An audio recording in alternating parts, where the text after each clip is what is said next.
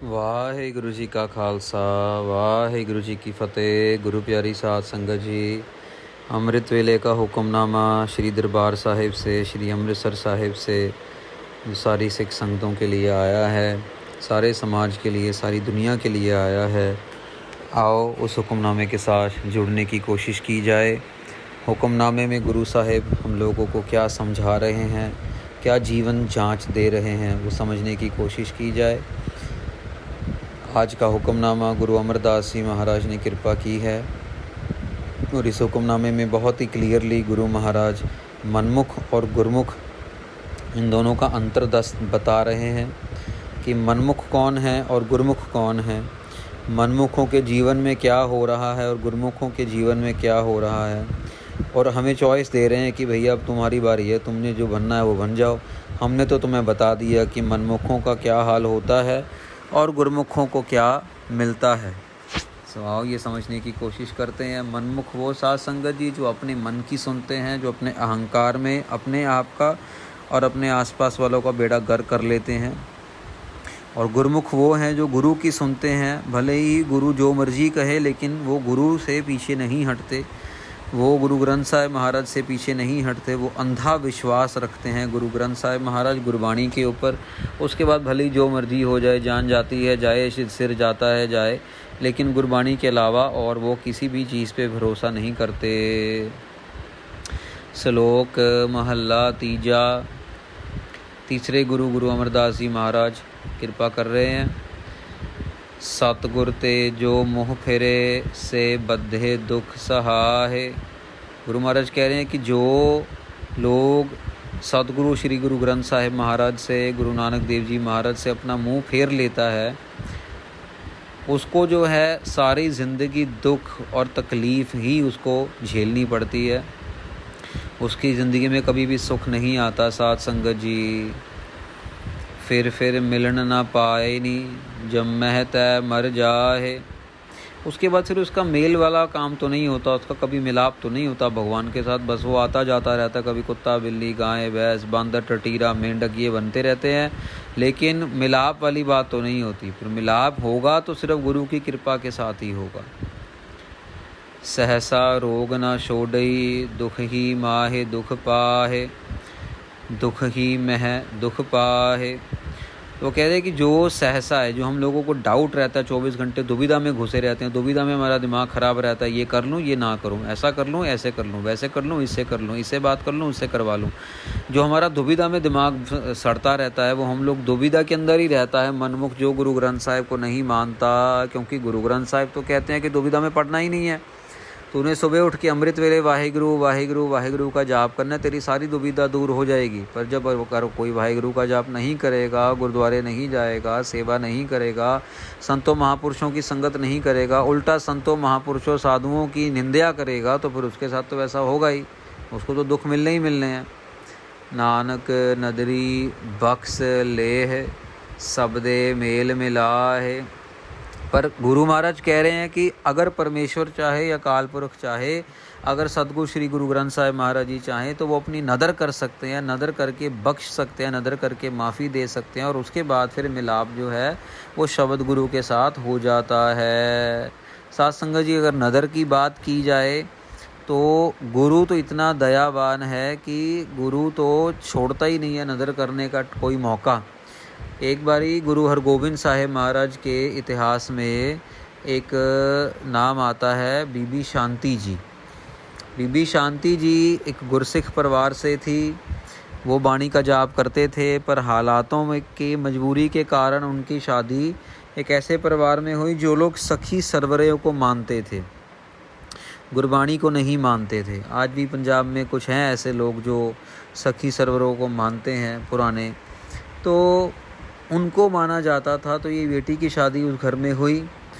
जब शादी हुई उस घर में तो वो घर वालों को पसंद नहीं आया इसका गुरबाणी का जाप करना और गुरु महाराज को मानना, ये नहीं पसंद आया। पूरा का पूरा गांव ही, बुटाला करके गांव का नाम आता है, वो पूरा का पूरा गांव ही सखी सरवरों को मानता था। तो ये अकेली बेचारी पड़ गई।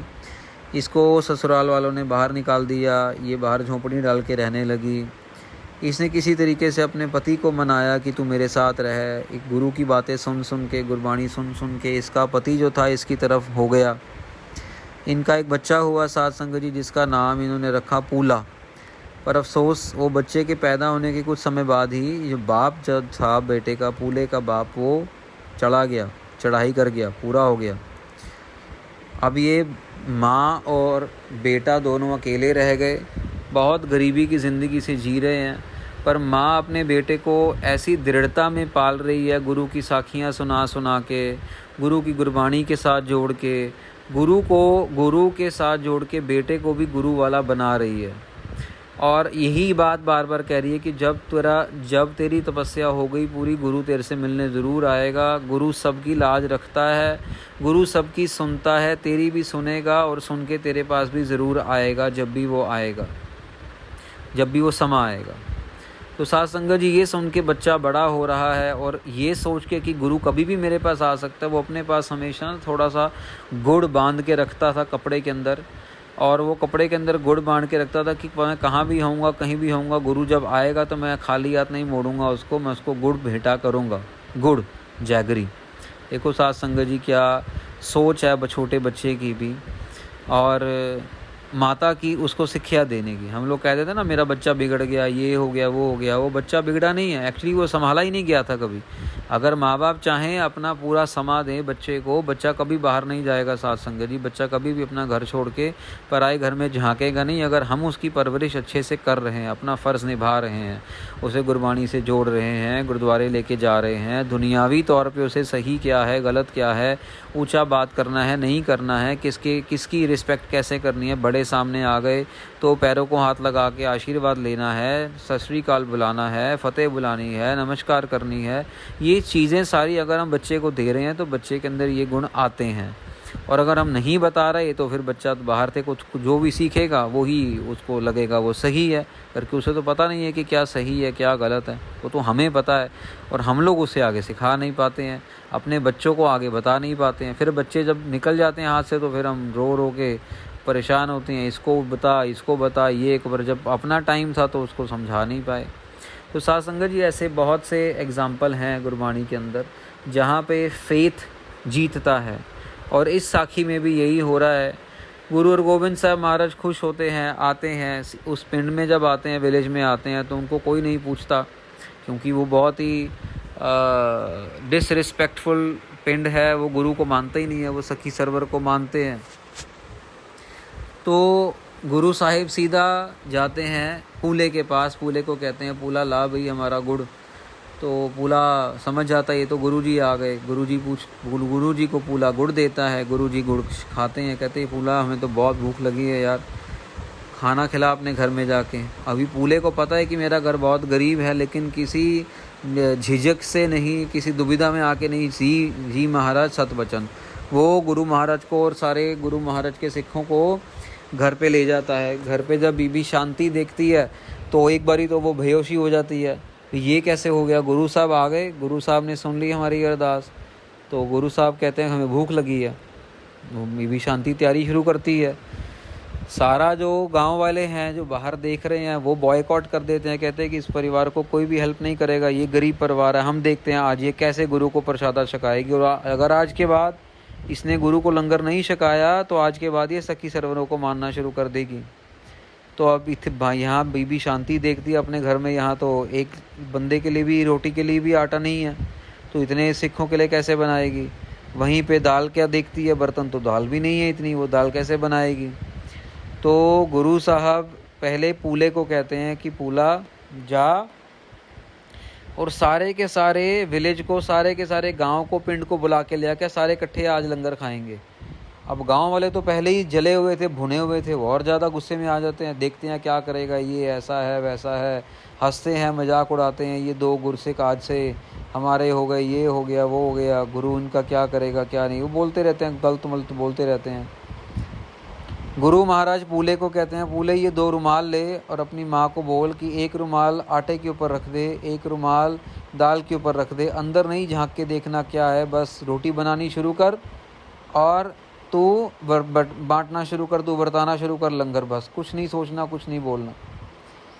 तो माता जो थी बीबी शांति जी, उन्होंने फॉलो किया, उन्होंने रोटियां बनानी शुरू की। 1 2 3 4 5 6 100 150 200 300 400 500 सात संगत जी रोटी बनाती चली गई, बनाती ही चली गई।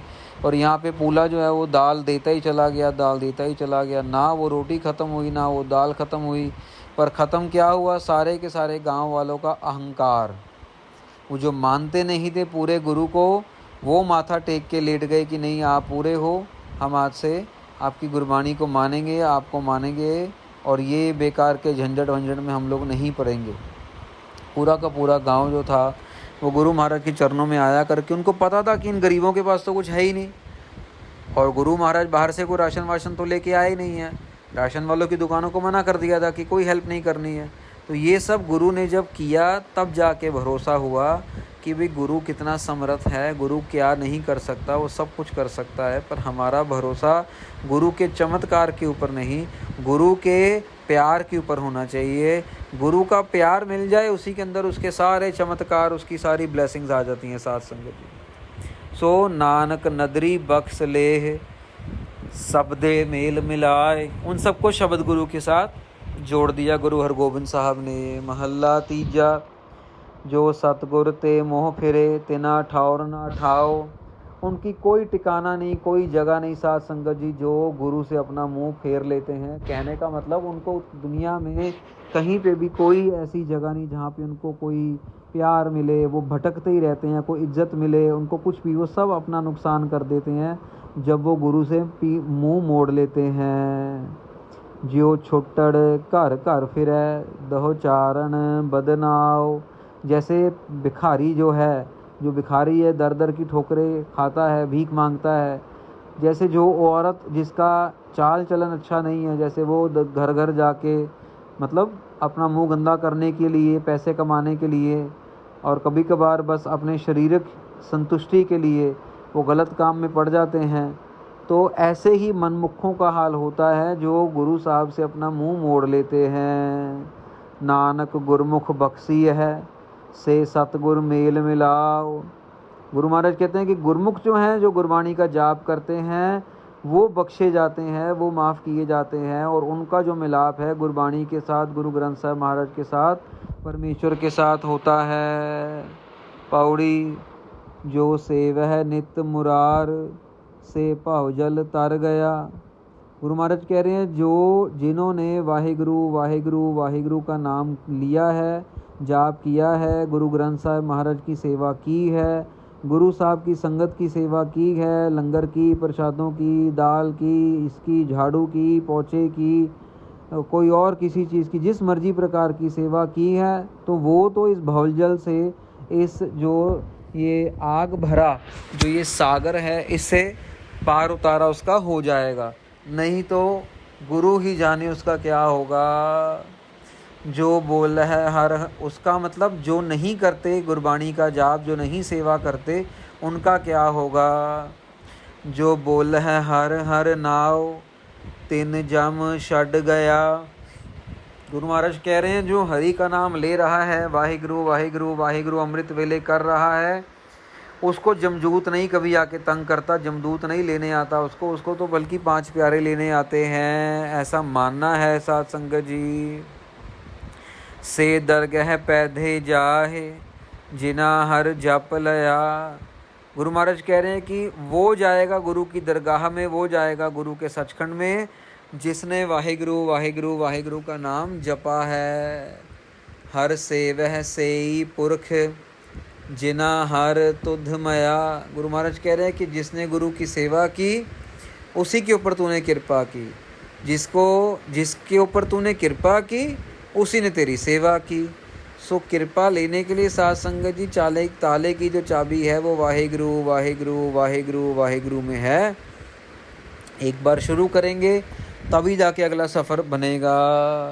गुण गावा प्यारे नित गुरमुख भ्रम भाओ गया, गुरु महाराज कहते हैं कि मेरे पे कृपा करो परमेश्वर अकाल पुरख वाहिगुरु, वो खुद अकाल पुरख का रूप है, फिर भी बेनती कर रहे हैं कि मुझे 24 घंटे 8 पहर मुझे अपना नाम बख्शाओ, मेरे में अपने नाम की बख्शिश बख्शो मेरे को, ताकि जितनी भी दुविधाएं हैं, जितने भी डर हैं, वो मेरे सारे दूर हो जाएं। वो गुरमुखों के अंदर डर और चिंता तकलीफ़ें नहीं रहती, क्योंकि वो हुक्म में रहते हैं, क्योंकि वो नाम से जुड़े रहते हैं। उनको किसी तरीके की तकलीफ़ नहीं होती दुखों के अंदर आके। वो सिर्फ़ और सिर्फ अपने गुरु के हुक्म में जीते हैं और गुरु के प्यार में जीते हैं। गुरु का प्यार ही उनके लिए सब कुछ है साध संगत जी। सो बहुत ही क्लियर डिस्टिंक्शन महाराज ने आज दिया है मनमुख और गुरुमुख के जीवन को लेके। सो इतनी को बेनतियाँ आपने परवान करनियाँ। कथा विचार करते हुए जो गलतियाँ हुई हैं आपने क्षमा देनी। कल सुबह अमृत वेले हुक्मनामे के साथ आप सबके दर्शन करेंगे गुरु महाराज जी की कृपा के साथ। तब तक के लिए हर से वह सेई पुरख जिना हर तुध मया, गुण गावा प्यारे नित गुरमुख भ्रम भाओ गया। वाहिगुरु जी का खालसा, वाहिगुरु जी की फतेह।